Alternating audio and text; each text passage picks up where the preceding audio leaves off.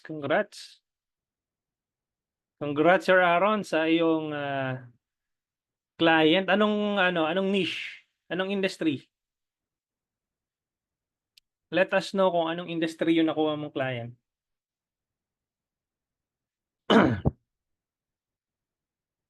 Yan, media buyer. Online fitness coaching. Wow. Ba, okay yan. So, good job, good job. Sige, we still have 1 minute left. Sir Jerome, si Kim, Bea, Fritz, si Lee, Miss Faith, yan. Gandang gabi sa inyo, guys. Okay, we still have 1 minute left and we'd like to congratulate Sir Aaron for acquiring new client. Good evening, Sir Randall. Yan, dyan magsisimula ang ating media buying journey. Sige, sige. Yan, 7:30 na. Then, officially, welcome dito sa ating day 4 ng ating 5-day Facebook Ads Challenge. And tonight, we're going to talk about the metrics. No, for some of you, this will not be very relevant, I think, kasi most of you guys here are optimizing for messaging campaign or messages campaign. And I don't think some of the metrics will be, parang magiging relevant sa inyo currently, pero sooner or later magkakaroon kayo ng website or ng landing page, and itong lesson na to magagamit nyo to moving forward, no? Kapag nagkaroon kayo ng landing page or ng website, whatever industry you're in, let's say nasa e-com kayo, I don't know, computer shop man yan o real estate, financial advisor, car sales agent, magagamit niyo yun pag nagkaroon kayo ng website, no? Kasi ang importante yung metrics, no? Natutunan natin day 1 kung paano magkaroon ng tamang setup or ng tamang access doon sa account ni client or kung gusto niyo magpapasok sa business portfolio nyo. Day 2 natutunan natin kung paano china-charge ni Facebook yung budget ninyo, no? Paano siya binibid, ibig sabihin paano lumalabas yung ads ninyo sa newsfeed. Kailan kayo pinipenalize, kailan kayo nire-reward, ano yung tatlong bagay na parang ang tawag dito, grading system ni Facebook para makita nyo kung goods pa yung ads niyo or hindi. No, day 3 yung campaign setup ginawa natin. Gumawa tayo ng compelling ad copy and then tailored fit natin dun sa target audience natin, no? So yun yung mga natutunan natin day 3. Day 4 tonight, we're gonna talk about the Facebook ads metrics, no? And in this lesson, I'm gonna open the Facebook ads library. For some of you here, you can actually tawag dito, stock your competitors' ads. You can just go here, Facebook ads library. Okay, and then you can click this one, ads library Facebook. Philippines, ad category, all ads. Then for this demo, I'm just gonna type in Nike, no, para at least big company siya. So, pag kinilik ko yung Nike, makikita natin dito kung ano yung mga ads na tumatakbo ni Nike. So, you can just go ahead for your competitors and type in yung kanilang Facebook page or kanilang URL dito sa search bar. And then, lalabas nung lahat ng active ads. Ito, kamukha nito, active tong ads na to. Itong ad yan. Okay, ito yung marami silang ad variations. Makikita nyo yung different ad variations na niraran nila. For the sake of this demonstration, let's go find my Facebook page, Digital Homie. No? Digital Homie. So, makikita nyo yung mga ads ko dito. Ayan. So, different ad variations din. Yan. So, dapat marami kayong ad variations para marami kayong tinetest dapat. Hindi pwedeng isa lang, hindi pwedeng tatlo lang. Ako ang dami kong tinetest. Some of these, paano mo malalaman kung yung ads mo is yung ad mo is, or yung ad ng competitor mo is, winning or a winning ad? Makikita mo yan kapagka yung kanilang date, yung started running date is matagal na. Especially let's say nasa 3 months na siyang nagra-run. For this campaign, for this ad specifically, it's been running since January 21, 2024. Okay, it's been like how many months? 8 months, 10 months already na nagra-run. This is my best performing ad. Followed by this one, May 15, 2024, it's still running. So those are the winning ads na tumatakbo sa akin.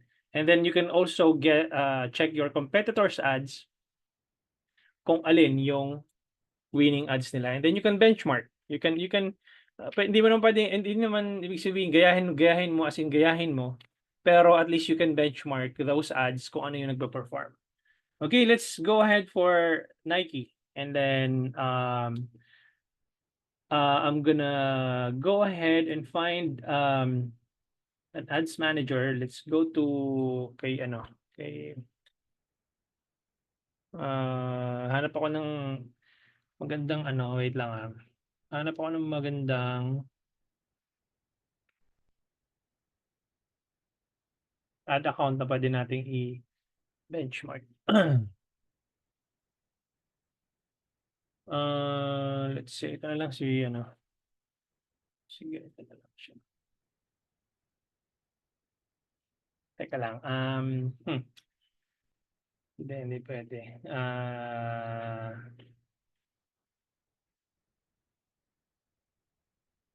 Siguro dali lang guys hanapin ko 'to. Ito na lang, okey. Okay, let's see. Ay hindi rin, sorry. One more, one more.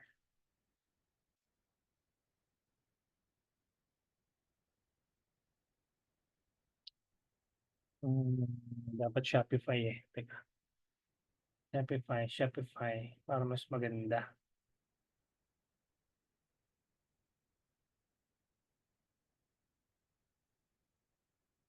Ito na lang. Itong isang account. Okay. Sorry guys, sorry.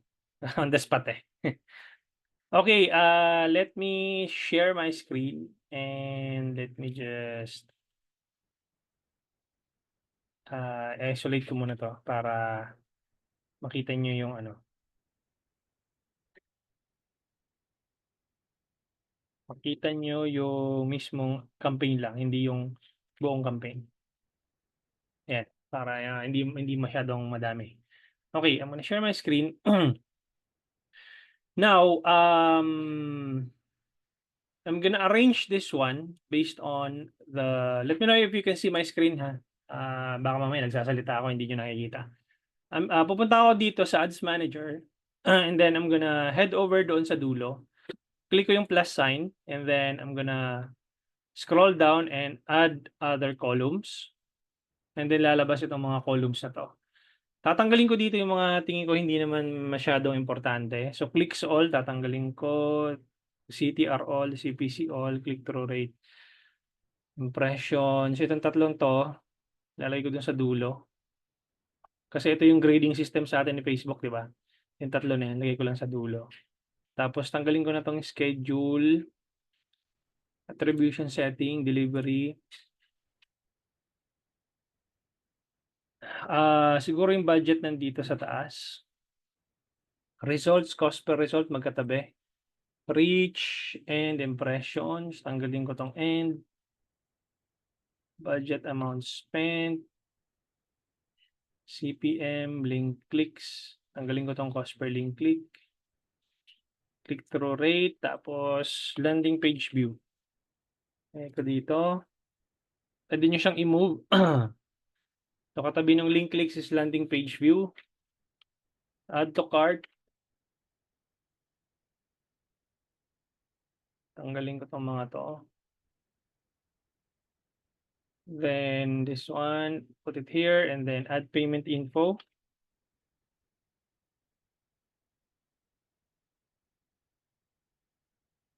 Katabi nung add to cart. Tapos purchases,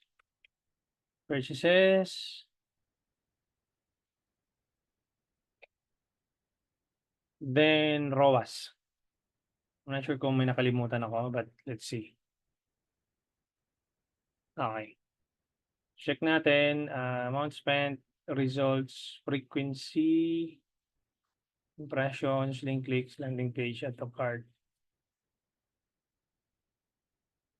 Okay.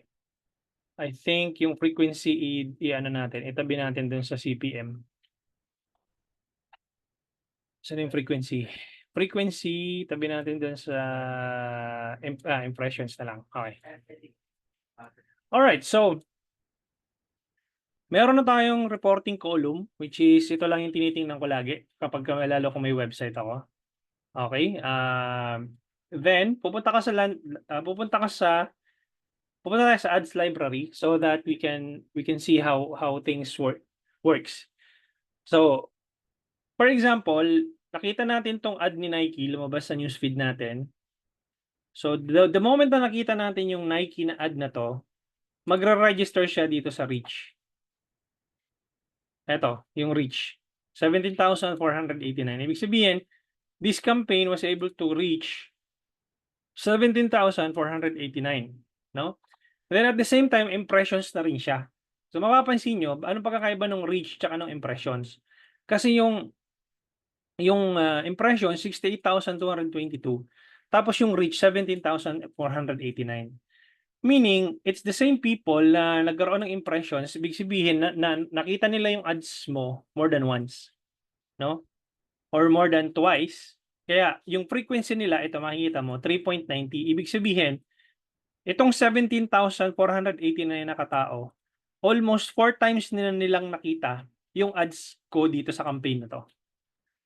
Okay, ibig sabihin nun, it's the same people, it just so happens that your ads are being shown to these same people more than once. So mapapansin mo, ang ad frequency mo is 3.90.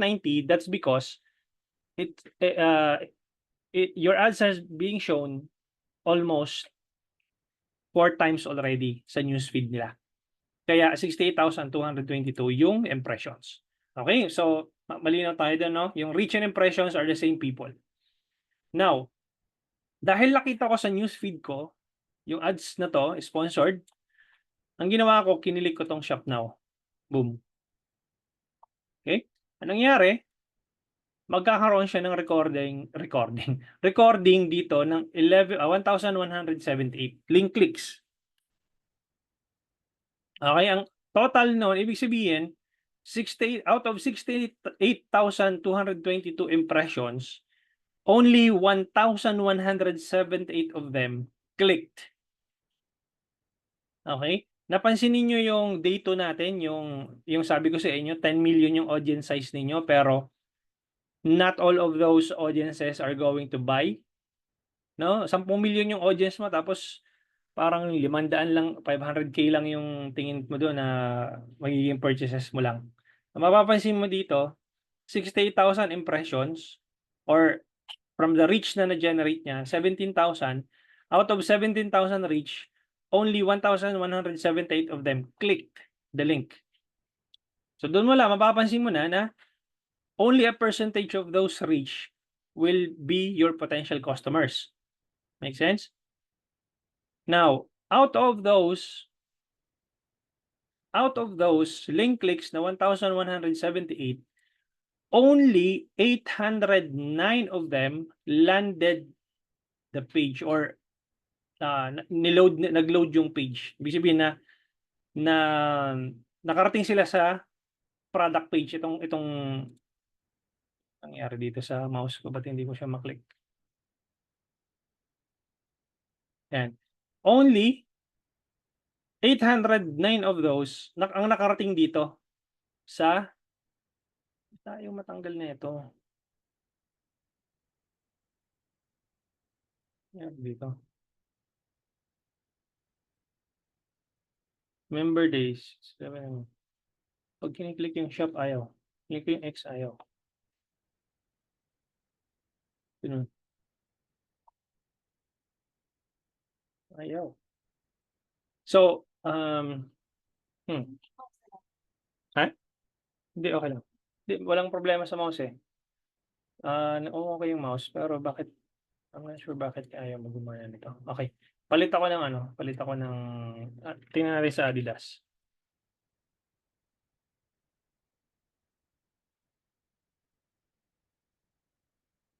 Hindi siya matanggal.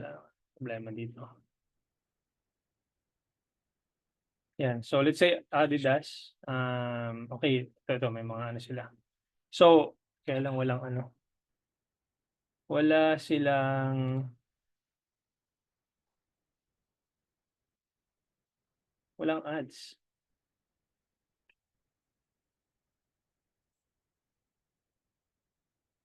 Hindi matanggal yung teka. Bigay kayo ng brand guys. Sinong brand ang pwede nating iyan?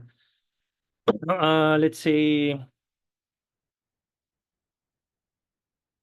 Temo. Temo. Yan. So, yan. Shop now. Yan. Okay. Ibig sabihin, nag-load yung page dito. Magre-register yung landing page views dito. No? And then, itong adds to cart, when I click let's say, ito. Then, security verification. May nga ganito pa sila. Okay, when I click the add to cart, yan, add to cart, bang. Yan, add to cart, one added, then mapupunta na siya doon sa recorded na column which is 10 add to carts. Ibig sabihin, 1,178 yung nag-click tapos only 800 of them landed on the page na nag-load yung page and then only 10 of them added to cart. No? Sa 10 na yon na nag-add to cart, 4 doon ang naglagay ng payment info nila. Pagpunta nila dito, one added na siya, di ba? Pagpunta nila doon sa checkout,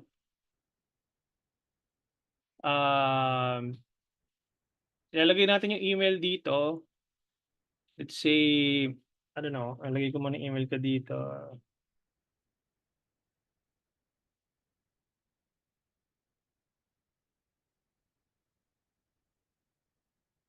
Ba't hinihingi ng password? Pangit nung nila, checkout nila. Hinihingi ng password. So, this is really frustrating. Ba't siya ganun, Siya hinihingi ng password pa ako. Pinaka the best, Shopee na lang. Shopee, no? Any one of you guys, nakapag-shop na sa Shopee. No, parang pareho lang 'yon. So, let's say mobile accessories, nag-add to cart ka. Ayan. Nangyari 'yan. Add to cart, napunta na dun sa visit na itong na 'to. Ito, lipat ako dito. Kasi may Shopee ako dito, eh. So, nag-add to cart ka and then makikita mo dun na magbabayad ka nung, maglalagay ka ng payment info mo. Ayan, add to cart. Tapos titingnan mo dito sa cart mo. Kunyari, ayan, magche-checkout tayo ulit.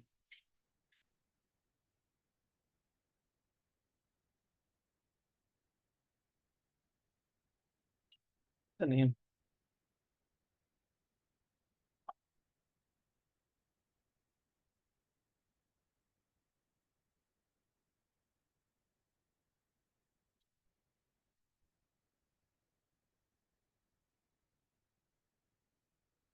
Ayan, ito, buy now. Buy now, kunyari, eto, checkout, yan, initiate checkout yun, no? Initiate checkout, dito lalabas yun sa, naglagay na ako ng payment info, initiate checkout, hindi ko na ilagay dito sa customized columns. Kasama yon, initiate or checkout initiated. Ito sa dulo. Okay, move ko siya dito, katabi nung bago mag-purchases or ng click-through rate. Ayan, apply. So, checkout initiated, tapos, yung nag-purchase lang is 46. Out of those numbers na meron nag-click sa'yo na 1,178 but only 46 of them made it through. So mapapansin nyo, hindi lahat nung nag-click ay magiging customers po ninyo. Tapos dito mako-calculate yung purchase return on ad spend. Ito makikita nyo, negative ako dito. 0.29. So, for those of you guys na nasa messaging campaign, hindi pa magme-make sense sa inyo to. Itong mga reporting column na to. Tatlo lang ang inyong kailangan bantayan in terms of messaging campaign. Ito lang, results and cost per result. Okay? So basically, number of messages, cost per message, and quality of messages. Yun lang, tatlo lang ang babatayan mo kapag nagme-messaging campaign ka. But if you have a website, let's say Shopify website or WooCommerce website, WordPress under WooCommerce, so you will be needing all of these column. Now, makikita mo dito yung click-through rate, ang ideal na click-through rate kapag meron kang website or landing page is at least 1% or above. And as you can see, nasa average ako, 1.73%. Okay? This is an average click-through rate across all industry. Okay? Mapapansin mo dito, ang CPM nito, ang cost per 1,000 impressions is 241.07. Ang normal or ang average CPM dito sa Pilipinas is between 250 to 350 pesos. Normally, kapag engagement or boost post ang gamit mo, makikita mo doon na meron kang CPM na nasa 50 pesos, nasa 70 pesos, kasi mababa nga ang ang cost per 1,000 impressions. 'Di ba? Kasi hindi naman siya optimized CPM eh. CPM lang siya. 'Di ba nung day 2 natin, nung napag-aralan natin sa day 2, doon sa sales and leads and sales, mataas ang CPM automatically doon. Kapag nakakita ka ng 250, lalo ka nag-optimize ka ng website or landing page, 250 to 350 pesos cost per 1,000 impressions, normal lang po yun. Nasa average po kayo. Pero kung nag-optimize ka ng website or ng landing page, tapos nakakita ka ng below 100 pesos na CPM, maganda yun. Tapos ang ano pa ng clicks mo, ang taas pa ng clicks mo, yung click-through rate mo, let's say, 'di ba ang average is 1%? Nag-average ka ng let's say 5%, maganda 'yon. Okay? So, 'yun po yung babantayan ninyo in terms of metrics pagdating sa landing page or ng website. Okay? Meron tayong hindi na-tackle kagabi, which is yung paggawa ng order. So, punta tayo doon sa Facebook page ni punta tayo din sa Facebook page ni Sir Randall. Ay, sino nga ba yan? Anong pangalan nun? Suzuki, no? Suzuki. Ayan. Punta ka ng Meta Business Suite. Tapos punta ka ng inbox. Verify account. Ba't verify account pa natin?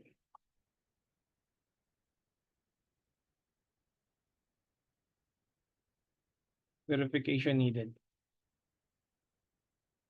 Higpit na ni Facebook ngayon, ah. Ang dami ng mga etchi-poreching ganito.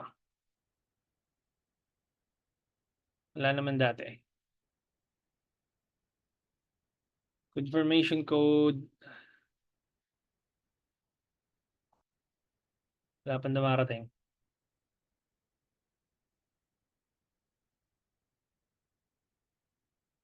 Na traffic, baka nasa Batangas.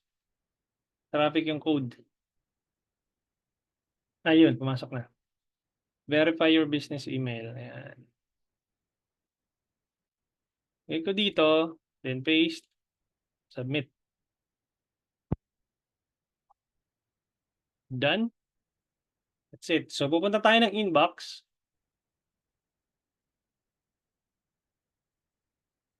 Then, for example, itong si Emilio Aguinaldo, nag-reserve. No, Sir Randall? Nag-reserve kunyari si Sir Emilio Aguinaldo. Ganda ng pangalan niya. Then, ang gagawin mo dito is, i-click mo tong create order. Tapos ilalagay mo dito kung magkano yung reservation niya. Say 50,000 pesos. Then lalagay mo dito, let's say Suzuki Desire reservation. And then create order mo siya. Bakit? Kasi you want to give that signal kay Facebook that this person actually becomes your customer. No? Ibig sabihin nun na sinesend mo yung data kay Facebook na that this person is actually your customer. And what's gonna happen is magkakaroon si Facebook ng data nung taong to, and then ang mangyayari po nun, mag-aggregate yung data na yon. Maghanap siya ng similar person or similar kay Sir Emilio na posibleng maging potential customers mo with the same behavior nung data points ni Emilio Aguinaldo. Kung babasahin mo dito, dapat naka-check to. Data sharing, ito nakalagay. Share business activities for Emilio to improve ads. Nakuha? So, ibig sabihin, pag hindi to naka-check, ibig sabihin, hindi mo binibigay yung data kay Facebook na itong taon to ay naging customer mo. Kailangan naka-check ito. And then sa lead stage, kung halimbawang automatic kasi yung default niyan intake, pagka disqualified yung customer na to, ibig sabihin basura yung customer na to, ilagay mo lang to not qualified. Pag qualified, syempre, mo. Halimbawa, ito, hiningaan mo ng requirements, tapos nagbigay, ibig sabihin, qualified siya. Then, kapag yun nga, naging customer mo na siya or naging client mo na siya, converted. Especially kung nagbayad siya ng, anong tawag dito? Ng reservation fee. Then, order status, click mo tong paid. Para yung data na yon na binigay mo sa kanya kay Facebook, maghahanap siya ng similar audiences who have the same activity online. Gets? Kasi guys, ganito yan eh. Kung anong tawag dito, nagkabentahan nga kayo ni Emilio, ni Sir Emilio Aguinaldo. Kayo lang yung nagkakaintindihan. No? O, hindi alam ni Facebook na bumili pala sa iyo to. Si Emilio Aguinaldo. Nag-inquire, mga quotation sa espresso, yan. Unsa, pa mga needed, bla bla bla. Tapos, tuwan-tuwa ka, nag-convert si Emilio, nag-release ng sasakyan doon sa dealer. Tapos, sa sobrang tuwa mo, wala na, hindi mo na binalikan to. Hindi mo man lang nilagyan ng create order, tapos hindi mo man lang nilagyan ng qualified man lang or converted, tapos paid. Wala na. Yung data na yun, hindi alam ni Facebook yun. Unless otherwise, ipapaalam mo sa kanya. Ipapaalam mo kay Mark Zuckerberg. And the only way to do it is this one. Hindi naman ilalagay ito ni Facebook dito ng palamuti lang, no? Kaya nilalagay ni Facebook 'to dito para i-utilize ninyo.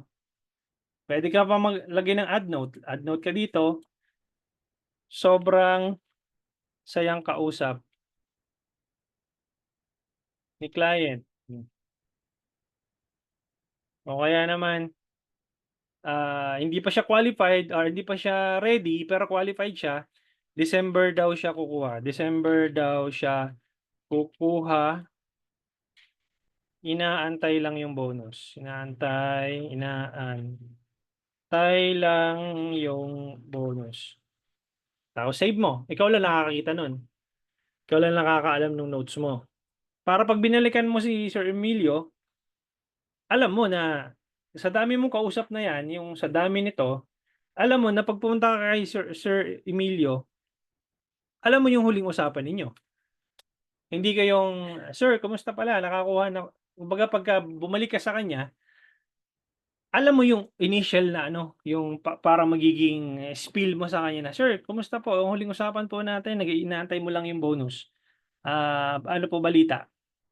O parang ma-i-impress pa sa'yo si Sir Emilio, "Wow, naalala ni Sir Randall yung huling usapan namin." O kaya naman, mas detailed pa, lalagyan mo dito, inaantay lang yung bonus, tapos magpapadala daw yung anak niya sa Dubai ng pang-DP. O, di ba? So, sa dami mong kausap, pagka ano, chineck mo si Emilio, ano na nga ba usapan namin nito? O, Sir Emilio, kamusta pala yung anak mo sa Dubai?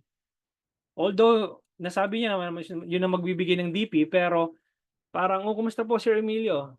Ah, kamusta pala yung anak mo sa Dubai?" So, parang in a sense, hindi lang basta ka nagbebenta ng sasakyan. You are trying to build a relationship, then you are trying to build that trust na parang, "Uy, naalala niya, meron pala akong anak sa Dubai."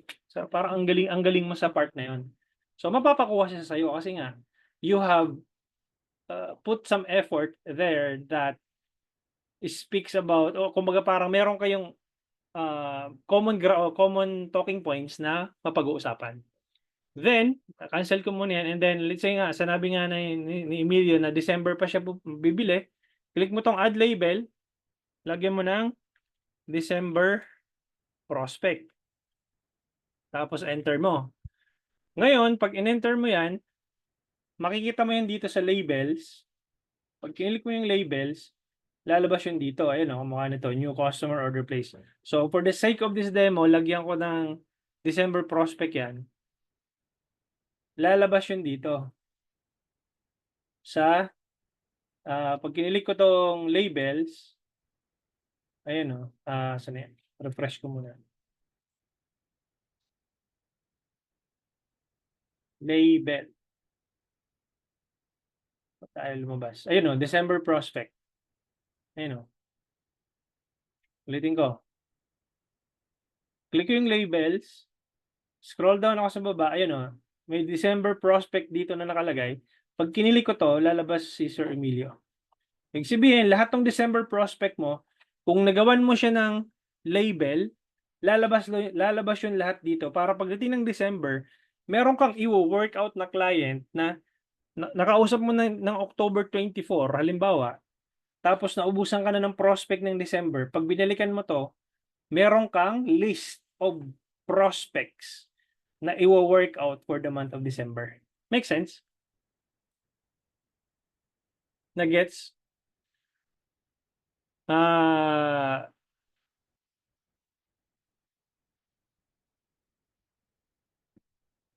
Sir Aaron, how much nagagastos sa pag-formulate ng landing page? Kung magdo-do it yourself ka, ibig sabihin ikaw ang gagawa ng landing page mo, it would cost you for about, depende sa tools na bibilin mo, maghanda ka ng mga 5K. Depende dun sa domain kasi kung magkano yung domain na bibilin mo, pero I'm sure less than 5K. Meron ka ng landing page. Tapos magde-design ka, bibili ka ng domain, bibili ka ng hosting. Okay, ikaw magdo-do it yourself ka. Pero kung magpapagawa ka sa labas, someone who is already an expert, it would cost you between 50 to 80,000 pesos. Okay? So, fully functional landing page na 'yon.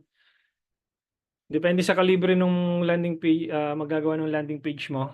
So, it would cost you somewhere between 50 to 80,000 pesos.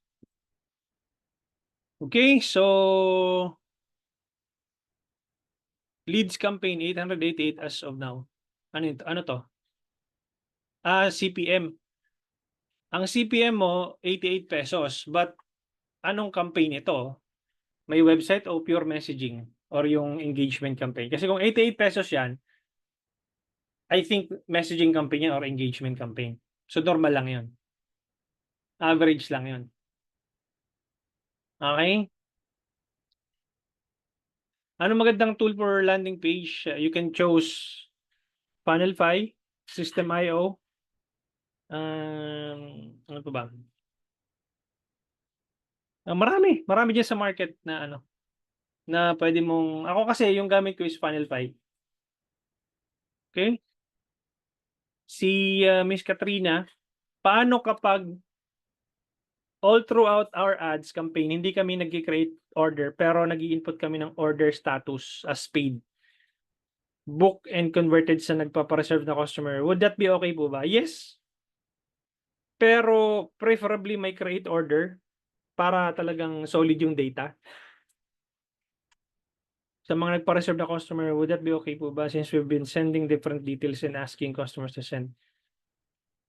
Yes, make sure lang Miss Katrina na talagang let's say kung nasa I'm not sure kung anong industry mo pero I would assume nasa car industry ka, o correct me if I'm wrong, kung nasa real estate ka man pareho lang 'yun. Then you have to 'pag na-solved na talaga ibig sabihin nagkakapirmahan na kayo, nagbayaran na, i-paid mo na, sayang yung data, eh. Okey? Ah, Sir Philip naman nag-run boost kasi ako dati, mataas ang impressions niya, paano ko siya i-edit na naka-call kasi ang settings instead of message? Wedding video po siya. Naka-call yung settings. Hindi mo na siya mababago, Sir Jerome. Kasi na-publish na yun, eh. Ang gagawin mo dun, gagawa ka ng bagong campaign. Okey, hindi mo na mababago yun. Kung naka-call setting yun, na-publish na, there's no way you can edit it. Si Miss Katrina resort. So, kung resort, make sure na ano na sila, fully paid. Yun, gawan mo ng order. Okay? Okay lang ba kahit walang landing page using leads campaign, okay lang din naman, Charlemagne? Kaya lang nano-notice ko lang kapagka walang landing page, karamihan basura yung pumapasok, eh, 'no? Hindi siya quality. Although siyempre hindi ko naman nilalahat, but usually gano'n yung nangyayari pagka yung Facebook lead form ang gagamitin mo o kaya yung messaging campaign. Kasi problema nga napipindot nila, naki-click lang nila, eh, tapos hindi naman interesado. So 'pag may landing page kumbaga merong parang steps before sila makapag-submit ng information nila, yun. Okey ba na unbounce boss for landing page? Okey lang din naman. Depende po yun sa'yo, depende kung ano mo, anong tawag dito, depende sa gamay mo. Kasi yung iba mas gamay nila WordPress. Eh, ako bobo ako sa WordPress, eh, hindi ko tagal ko na marketing pero sinusubukan ko mag-WordPress, talagang kinakain ako ng buo, eh. Although siyempre kung gusto ko talagang aralin, maaaral ko naman, kaya lang parang sa dami ko ng iniisip para para para pagtuunan ko pa siya ng pansin, yung kaya ko na lang i-design. Kumbaga yung kayang arukin ng utak ko, dun na lang ako. So depende nga sa'yo. May advantage ba kapag may existing website? Yes. Pero your website should be should represent as your branding lang. Hindi, yung website kasi more on parang ano yun eh, parang wala lang. Meron kang bahay sa internet. Pero yung website mo, wag mo siyang aasahan na magko-collect ng maraming leads. Dapat landing page. Kasi ifa-funnel mo sila eh. Okay lang ba yung Google Form instead of landing page? Pwede naman, Sir Ben. But the problem with Google Form, walang URL redirect. Ibig sabihin, from the time na kompleto nila yung information, they don't, walang option wherein you can put a pixel after parang, thank you so much for submitting your information, parang ganun. Walang ganun eh sa Google Form. So there's no way you can track your conversions using the pixel. Okay? Yun. Yun lang. May questions? May tanong? May violent reactions? Sir Randall, Sir Darcy, Miss Judith, Sir Kevin, Ma'am Therese? Wala. PJ, sir, medyo late ako ng ilang minutes. Doon sa Shopee, monitored po ba ang result as website purchase pag nag-purchase? Hindi. Unless otherwise, meron kang CPAS na nakakonect doon sa ano mo, sa ads manager mo, which is madugo yun, ma, masakit sa ulo i-set up, no? Hindi kasi first hand data, eh. Hindi mo pagmamay-ari yung data ng Shopee. So, and mind you, marami akong clients ngayon na lumilipat na kumbaga ayaw na nila si Shopee at Lazada dahil sa tax. Ayaw na nila sa Shopee at Lazada kasi doon, isipin mo magbebenta ka ng 800 peso product, tapos ay kakaltas sa'yo parang doon 20% yata. Tapos kakaltasan ka pa ni JNT ng shipping, tapos magre-return pa. So, wala ka nang kikitain. So, ayaw na nila sa Shopee, ayaw nila sa Shopee at Lazada. So, I don't know, depende sa'yo kung mataas naman ang profit margin mo, Sir PJ, pwede mong i-direct doon kasi yung shipping doon mas kumbaga mas okay, walang problema. Pero dito sa ano, kung ang product mo ay nagkakahalaga ng 500 pesos, 800 pesos, talo ka. Actually may client akong gano'n, eh, namomroblema ako, masakit sa ulo. Kasi yung product niya halos ano lang, magkano lang yung product niya, nasa 600 or 700 pesos.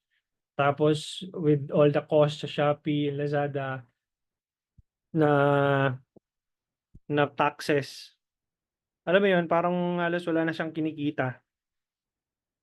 So nagla-landing page na lang kami. Kaya sa landing page at least buo yung kita mo doon, walang masyadong taxes, walang masyadong deductions. Walang deductions actually, RTS lang kalaban mo. May video ka ba sa forum na tamang campaign settings for event coverage services? Wala. Yung day 3, Sir Jerome, na campaign settings. Ito guys, no. Diretsahan tayo dito. Wala po sa campaign settings ang sagot para mag-work yung ads ninyo. No, yung tinuro kong setup sa inyo, yung day 3, balikan niyo yung lahat nung recorded session ng day 3, pare-pareho lang yun eh. Okay, kahapon lang yung batch lang na to ang pinaiksian ko kasi lahat ng campaign setup ginawa ko doon sa previous batches. Pinaiksian ko to kasi I don't think na magiging parang breakthrough yung campaign settings sa kung anong industry meron kayo. Wala po sa campaign settings. I hate to break the bad news for you, Sir Jerome. Kahit anong kalikutin mo doon na settings, at let's assume, Sir Jerome, no, diretsahan tayo. Nagkamali ka ng setup sa setting. Ibig sabihin, may settings ka doon na naklik. which is dapat supposedly hindi. Pag tama yung ads mo, magwo-work yan kahit mali yung settings mo. Pag tama yung copy mo, ibig sabihin you are targeting this target audience.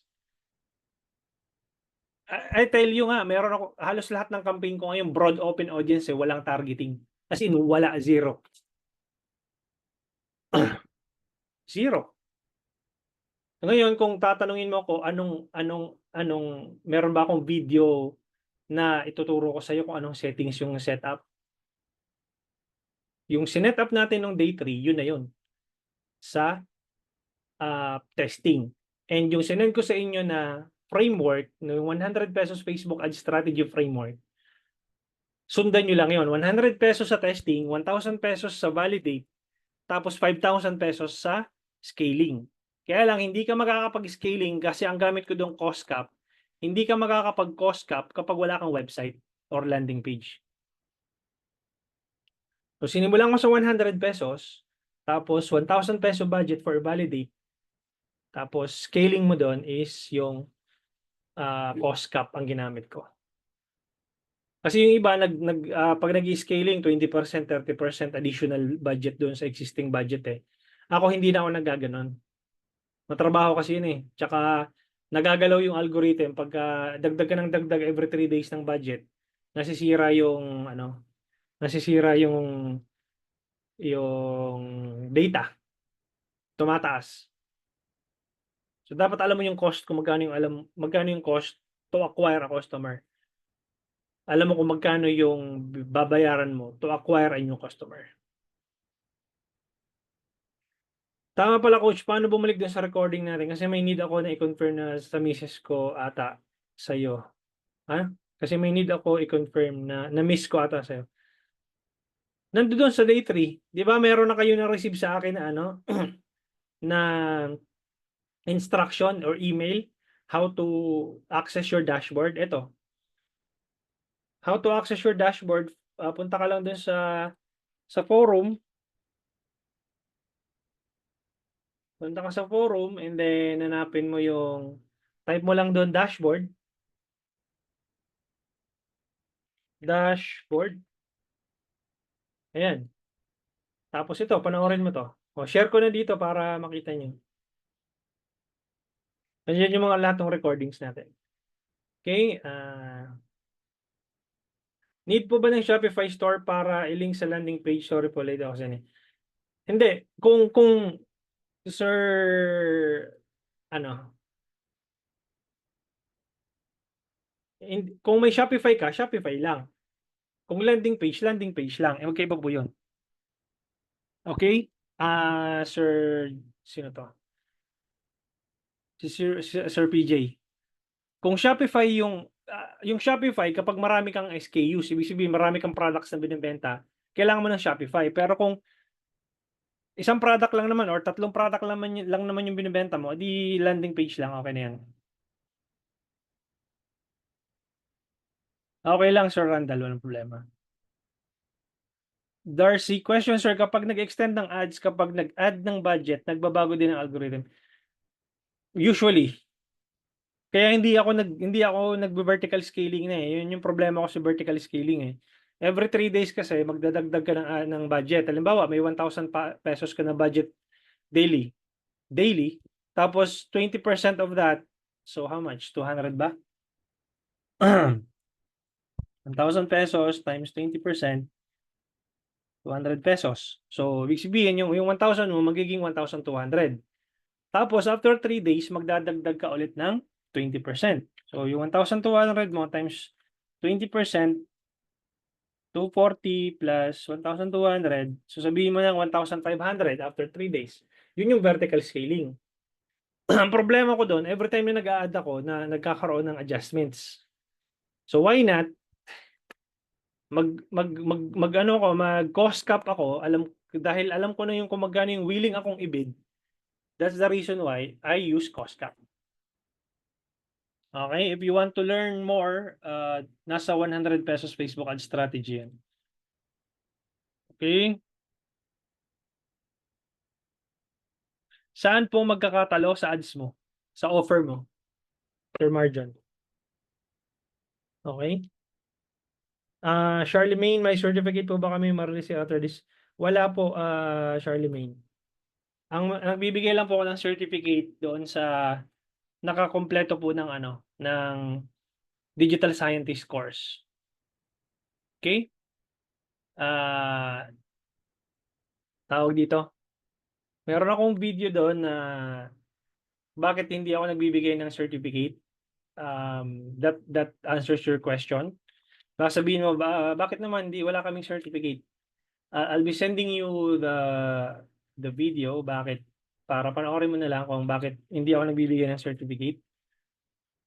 And that's my reason. Hanapin ko lang yung video.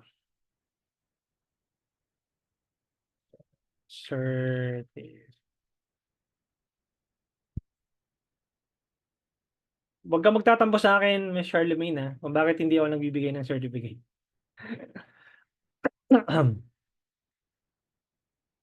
Ito yung ano, yung video, panoorin mo kung bakit. Panoorin mo yun kung bakit hindi ako basta-basta nagbibigay ng certificate. Then I hope you understand. Kung sa ibang coach nagbibigay ng certificate, ako hindi ako basta-basta nagbibigay. Okay, so yun lang guys. Maraming salamat. Otherwise, kung may question pa kayo, let me know. And then see you tomorrow for the next lesson. Meron pa? Wala na? Sige. So, maraming salamat, Sir Darcy, Sir Aaron, Sir Randall. See you tomorrow at exactly 7:30 p.m. And then, yeah, pag-usapan natin yung Facebook Ads Calculator for tomorrow's lesson. See you guys. Thank you. Bye-bye.